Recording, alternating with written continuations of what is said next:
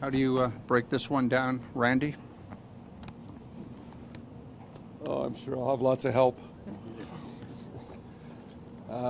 We weren't very good. We didn't do a lot of things well. We circled all night, and we didn't play stop and go hockey, and looked like we had nothing in the tank, nothing to give. It just seemed that we got worn down, and we weren't playing anywhere near to the level in which was required in tonight's hockey game. Do you think that was more fatigue or maybe some bad habits coming to the fore?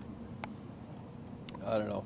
That's kind of like, I can't answer the question. I just know we didn't do the things that we're capable of doing, and we've had a pretty consistent run as far as playing the type of hockey. But you know, the 3 periods that we played last night and the 3 periods we played tonight are not reflective of the type of hockey club that we have been, and it's alarming from a coach's standpoint that we just seem to get so offside. It was like we couldn't make a pass. It was in our feet. Power play would look like they'd never played together, all those things. So you just kind of like put your head in between periods and say, well, maybe we'll mix it up, and you try to do that, and nothing seemed to work for us. Is that tough for someone like Scrimmage who's getting spot duty, but then to come in that situation? Hey, that's the problem is like he contributed to it in our minds in some of the situations. Like you can't take a penalty.